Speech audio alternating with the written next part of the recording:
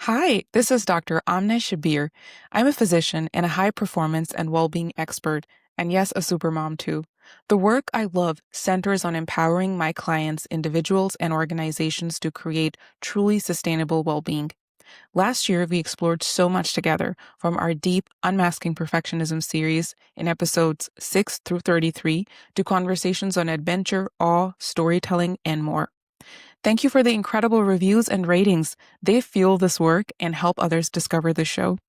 After 45 episodes in 2025, we're entering 2026 with clarity, curiosity, and momentum.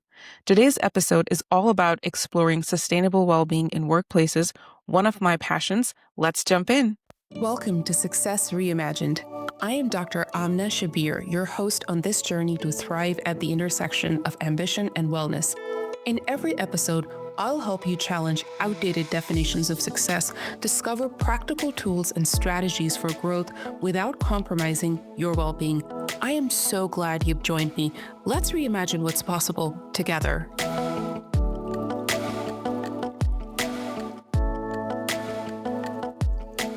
How do you integrate employee wellness into busy workplaces?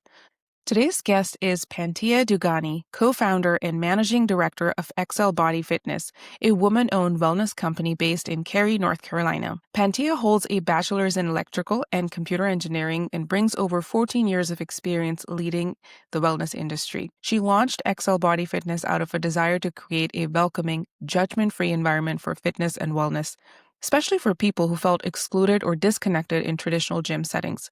Today, her mission goes beyond the gym, offers group fitness, nutrition counseling, corporate wellness programs, and beyond. Pantea has worked closely with organizations and HR leaders to bring employee wellness into busy workplaces, helping teams integrate health and balance into their daily routines. Welcome, Pantea. Thank you so much for having me. It is such a delight. When I first connected with you and we had our conversation, I was really fascinated by your mission. What inspired you as a woman entrepreneur to found your company? And then what is the mission you're carrying with you since then? Has it evolved? Has your business grown and changed? Absolutely. So when I founded Excel Body Fitness back in 2010, it was a local studio gym in Cary, North Carolina. My inspiration came from my own love of movement and my belief that health is the foundation for everything else in life. So I wanted to create a space where people could show up just as they are and feel supported and build consistency with their health. But soon found out quickly that our biggest class, fitness class, was at 5:30 a.m. And many of our members, although they loved the idea of fitness, but they still had families. They had a long commute to work, demanding jobs, and simply couldn't be consistent. So they kept coming. So I'm no more than me that fitness is one pillar of health. There are 8 different pillars according to American Heart Association. So this is one pillar. So imagine these people that were coming to 5:30 a.m. class, they had to wake up at 4:30, come to class, then go back home, get ready, get their kids ready for school, whatever they were going, and then go work for 8, 9 hours and then come home. And then it's not like you could rest at that point. You had to haul your kids to different activities. So it was extremely demanding. So I realized that they are losing sleep, they are extremely tired, and that wasn't doing them any favor. So that's when our mission changed. We were, instead of bringing people to fitness or wellness, we started thinking that no, we want to go to where they are, and that's the workplace.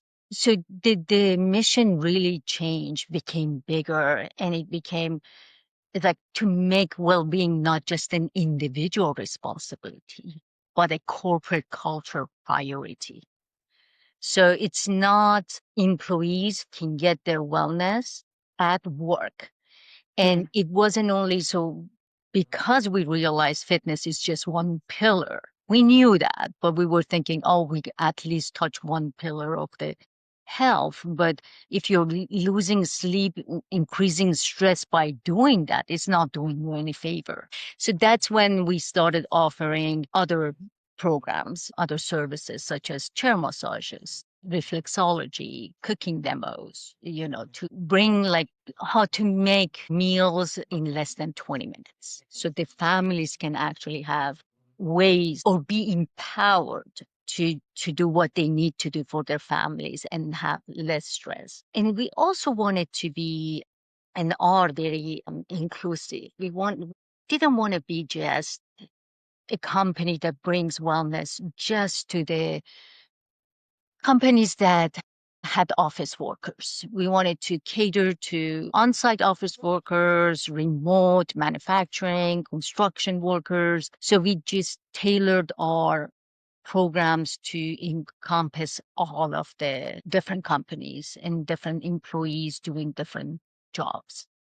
That is definitely quite a lot of pivoting and growth as you recognize the very real need. I mean, the first part of the answer when you share about the waking up at 5:30, waking up at 4:30 to make it to the 5:30 class, I am reminded of a time where I was actually doing that when my daughter was less than a year old. And of course, I wanted to get rid of all my postpartum weight, and there was all this fire and energy. My clinic would start super early. So I would just go to that 5:30 class, and I was so sleep deprived already because I had an infant. That was not the most healthy way. And yes, so when we look about sustainability, that goal was good for a sprint. That was very short-lived, but I couldn't sustain it. Unfortunately, I didn't have access to the things that you're mentioning at work, so then I had to get creative in other ways. But that is a really wonderful way in acknowledging the problem, because a lot of times when we're giving solutions, we remove the humanity aspect of, okay, this goal, but how is it actually going to be doable? Absolutely. Everybody talks about you need to have incorporate 5 days a week, do 2 days of HIIT workout, 1 day of, yoga, and the other 2 days do weight training. It's great for you, all of that. But how? It's like coming up with an amazing plan, yes. But how are we going to accomplish this? If it's not done at work, I believe it's extremely hard to put it in your day, especially if you have a family. I'm going to build on that and move to our next question. You built Excel not just as a fitness company, but as a community oriented space that includes having those workplace wellness programs that you just mentioned. When it comes to employee wellness, how do you make it accessible in a busy workplace? Can you share some examples? Because I know that there are a lot of leaders also listening to us right now, and they might be wondering, how are they missing the mark on this? Very good question, Dr. Amna. It is the accessibility is huge. We go when we talk to companies, we look at their demographics. We also look at how there are a lot of we talk to the decision makers, the ones that are asking for these offerings to be implemented. We understand that they have the right intentions, but also we got to be realistic. I'll give you some examples. It would be so much easier to understand it with examples. So I have a office park. They reached out to me and they said, oh yeah, we want to do a yoga class only from May to September, and we want it to be outdoors in North Carolina. And then we want it to be once a month, so talking to them, discussing this with them as how this is going to be implemented. First of all, if a class or any program is not consistent, is not weekly or twice a week or something in more, smaller intervals, it won't take off, because it takes time to build it. And then the other thing is that who wants to be outdoors in 105-degree weather at lunchtime? Help You me. and I'm like, well, it is. So there is something to say about, okay, yeah, I want to just say we are having a program, and I want the program to be successful. So what we talked about is that it is better for them to keep their money and bring in at a special day, you know, 3 chair massage therapists to do chair massages for all the employees. They're gonna be more successful, and the program is gonna be, the employees are gonna actually um, really, really appreciate that much better than having yoga instructors there once a week and one person show up or nobody. So these are some of the other thing that I see often. There are companies that come in and say, yeah, we want to do wellness fairs, for our employees, but they don't have a budget for it. They don't set a budget for it. So what happens is that they go out there and call everybody who has a small business, maybe somebody who sells supplements, chiropractor, different companies, somebody who has a gym and can sell membership. They bring all of these people together. They don't pay them anything. They make the wellness fair, and almost every time nobody shows up. Why? Because these people that they bring in and they don't pay, they are using that day as an amazing marketing opportunity for themselves. So they market their company rather than understand what the employee really needs. So the way we conduct, for example, wellness fairs, we hire a registered dietitian to do a cooking demo. We strategically position the registered dietitian next to where they are doing their biometrics. So when they come out, the registered dietitian is asking them, okay, what was the result of your biometrics? So they can actually engage in a conversation, offering the employees ways to make their lives healthier. And then all while they are sampling on something that there is a recipe for, that is easy to make, is very economical, and they can take that with them. And we have chair massage therapists in another room. These are all people that are getting paid, but they are instructed that they cannot, because it's a paid engagement, they cannot market themselves at all. They can't even pass their business card unless they are asked. So this is all done prior to sending these people in.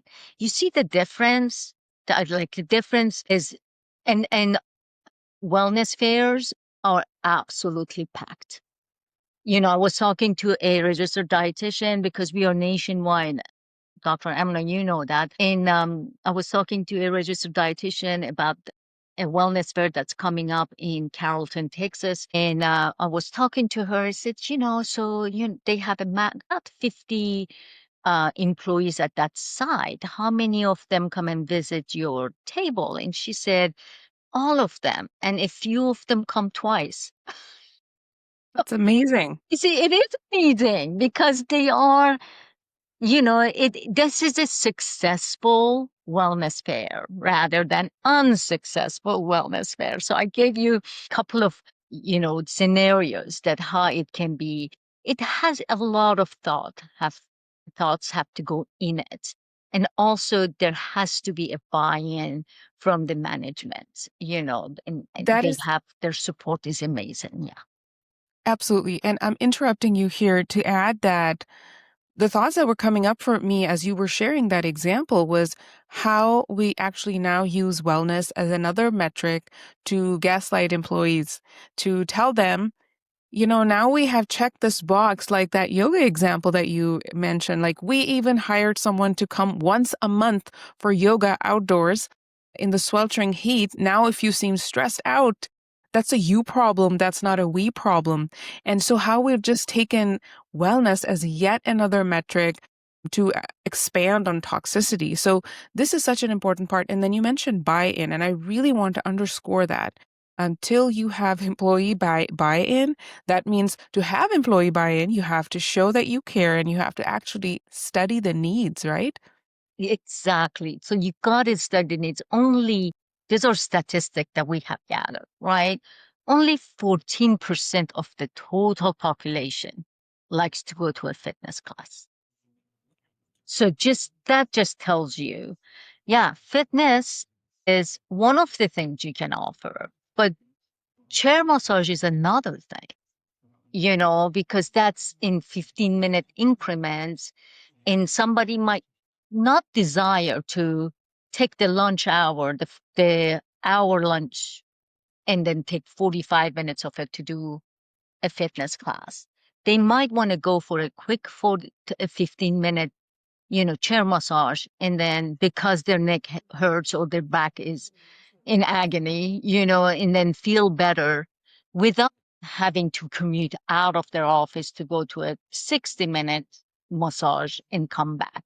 You see how much time is lost in there? So that brings us to the ROI.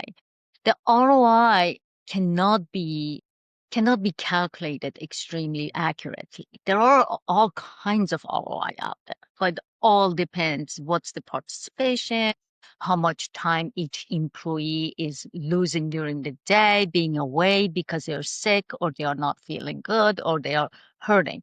So these are all the things that are, and then the absenteeism, how many people I'm like, "Oh, I can't go to work today." So, but the research has shown that companies that actually really care, about their employees, their earnings actually surpasses S&P 500. So year after year. So that's, not for every dollar you spend, you get 2.3 $2.3 back.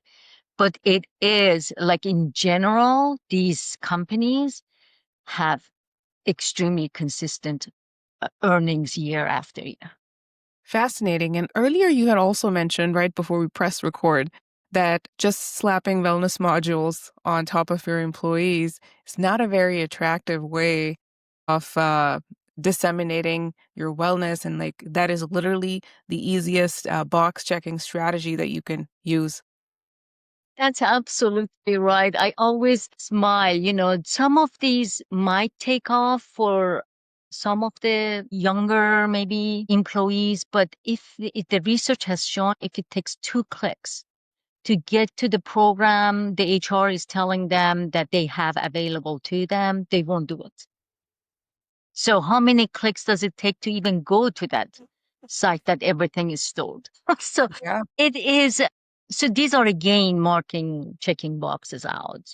There are video workouts. There are, but nothing actually compares to an in-person. If it's possible, there are remote workers that they can actually check in live with the class, but nothing really does as good as an in-person, one, like the touch, the individual touch that the instructor offers. For example, at the end of class, people go to the instructor and ask, for example, and I've seen it myself because I go to classes here and there to just check in. And they talk to them about the lower back pain or this or that. What are the stuff that they can do to feel better? That's really the individual touch from the instructor to the employee. It's just a different type of, I call this social wellness. Also, socially, they feel well.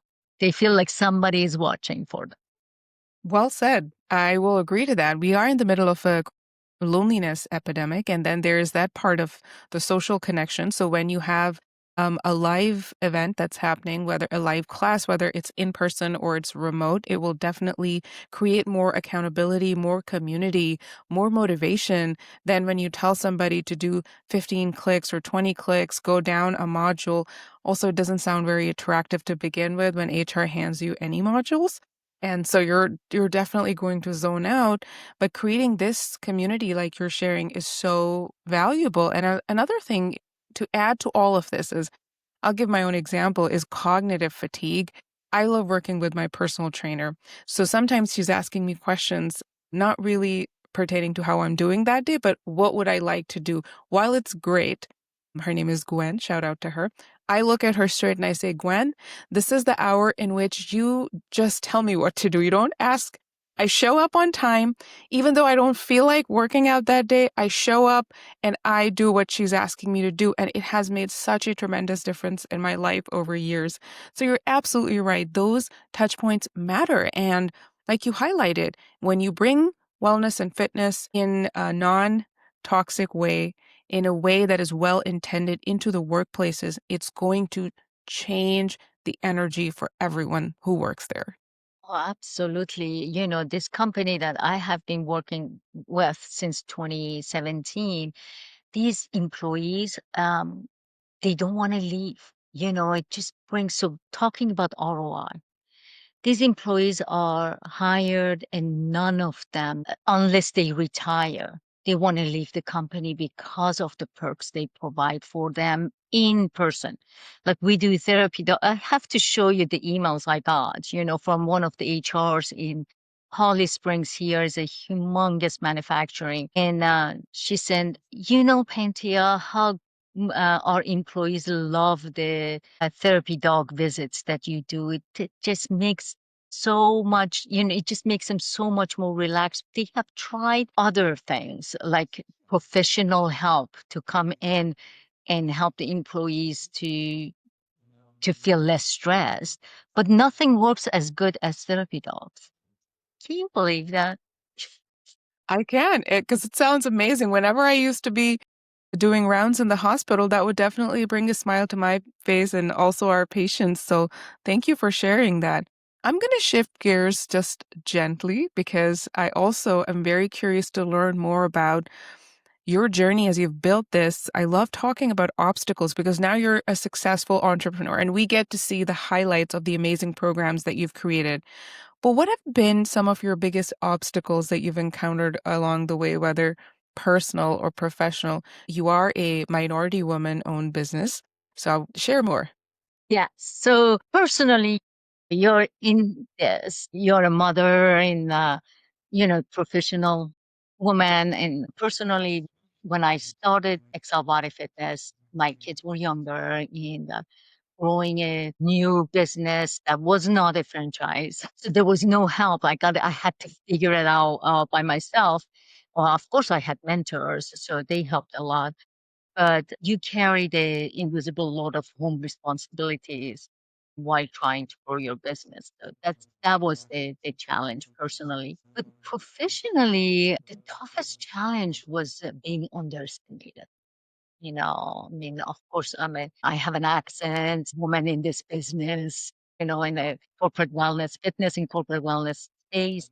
So I sometimes felt like I had to prove myself twice as much. It was tough, especially at the beginning. As I gained more and more clients, it got obviously easier, because like I had stories to share, I had case studies, but yeah, it was rough to say the least. You have such a warm smile, and you're so generous for anybody who gets to meet you and seek advice from you. I can attest to that firsthand. And you're right. It's like this imposter feelings that we have as women, and then you add other social cultural layers to that where you say like I have to prove myself extra hard, but it's so important for us to openly talk about it because right now there is another woman entrepreneur who's listening to this who's probably feeling the same way. So when you share your story, that creates so much motivation and healing for that person. Yes, I hope so, and anybody who's listening to this and needs to get in touch with me, I love to talk to them. I do a lot of mentoring, so I love to help. Thank you for offering that. I would love to know, as you've evolved and grown with this journey, now your daughters are grown, how have you reimagined success for yourself? So it is very good question. I love this question. So at the beginning, you're like thinking about, okay, if I survive this shit, both professionally and personally, that's success, right? And then you're like, okay, if I have just more members, more revenue, more this, and it's just gonna be better. And then at some point, especially today, like where I am right now, I define success differently. Am I creating programs that really improve people's lives? That's one question I really, really care about that. Am I building a company that my employees and clients are proud to be part of it? And that's also amazingly important to me. Am I living in alignment with my values? Just my family, my own well-being, my own community while I'm running my business. I just was inquiring to become a B certified corporation because I really believe that we have to put the sustainability into the structure of the business. So if whoever is taking this business after me, it is actually in its DNA. They cannot pivot from certain things that there's a guideline associated with it. So these are the things that are now very important to me to stay Beautiful. created. Yes. Yeah. And what would you share some take home points as we inch towards wrapping up for someone who's listening? How can they stay true to their mission? Sometimes they might not be aware of their mission. So at this point, maybe they're just still exploring. What would you say to that person? So if you're and there's nothing wrong with that, your mission, it takes a while. I just created my vision 2028. It took me 10 hours. I really timed it because I wanted to know how long does it take for me to really bring everything into the paper and revisit it. It's actually here, sitting here. I see it every day. So it is hugely important to know where you're going. And really, really know. You don't have to actually communicate it with anybody. Just put everything, it's like free writing. Put everything on the paper and see, and don't think about how you're going to do it. Just think about what you want to do. Imagine it's like a brainstorming. You're just thinking that if everything was optimal, what would I want to be? What would I want to do in 2028? And just write it down. Again, don't think about at all about how you're going to do it because that will just stop you. A lot of us don't know how, but we'll figure it out. We will figure it out. And if we don't know, we probably know somebody who does. So we are resourceful. Entrepreneurs are resourceful. They can figure it out. So that's what I would say. Take time. This is important. Don't think it's not, just don't get into this, how do you call it, in the current and just keep going without looking and saying, okay, where am I going? Just know where your destination is, every 3 years. You don't have to do it for 10 years or 15 years. Just think about it. And then once you realize that, also, once you put it on the paper, something happens in your brain that your brain creates it. Your brain is there to help you actually to solve problems. Now, if your problem was hunger, your brain would make sure that you find food. If your problem is, where am I going? Then and you figure it out where you're going. This is where you want to go. Your brain is there to actually help you to get there. So that writing it down actually helps you very much in accomplishing what your goal is. Don't be afraid to dream big, brainstorm, put where you want to go before you are thinking about how to get there. You are resourceful. You will find resources and support along your journey. That was such wonderful advice. Pantea, I'm just curious to know, we're done recording for the main episode, but I'm just curious to know, did you ever struggle with perfectionism? Absolutely. When I was younger, I really wanted everything to be perfect. My kids had to have perfect clothes that were ironed. And then my house had to be cleaned. And I was extremely crazy about having the right food on the table. So it just consumed me so bad. Wow. Yeah. And at one point, I realized I wasn't even 40 and I had prediabetes, high blood pressure, and I'm like, something has to change.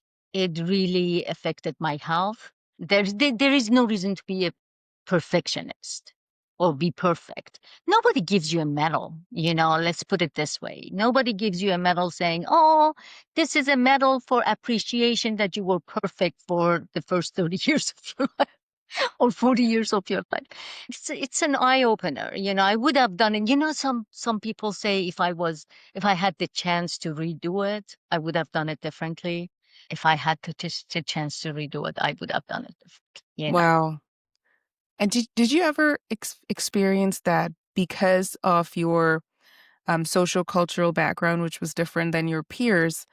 Did you ever feel cultural pressure to be perfect?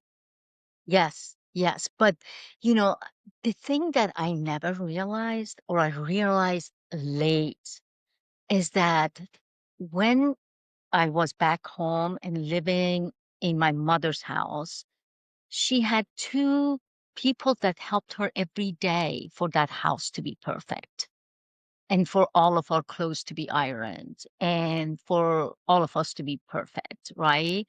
She had help, although, and her mother lived with her, you know, versus when you come here, I came here as a 19-year-old, you going to university, and then I didn't have any of that. Yeah. Still don't have it. If I'm lucky, I have one person come in and clean the house once a month. It's just totally different, and you have to realize. But culturally, you're absolutely right. It was that.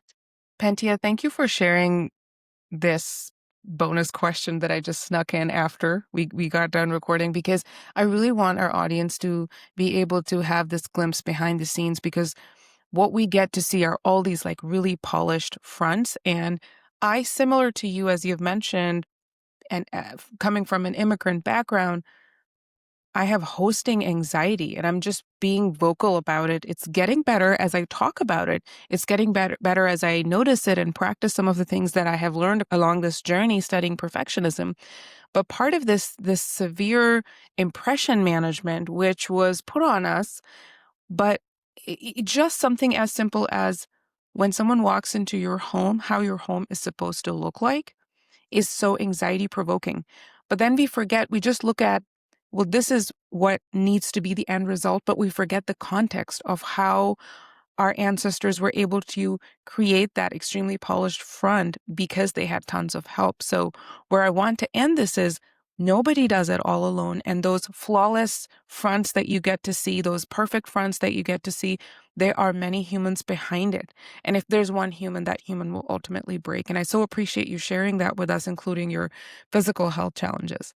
Yes, thank you. No, I'm an open book. I talk about all of these. I want everybody to learn from my mistakes, or my different perceptions, thinking that, oh, this was the right thing to do.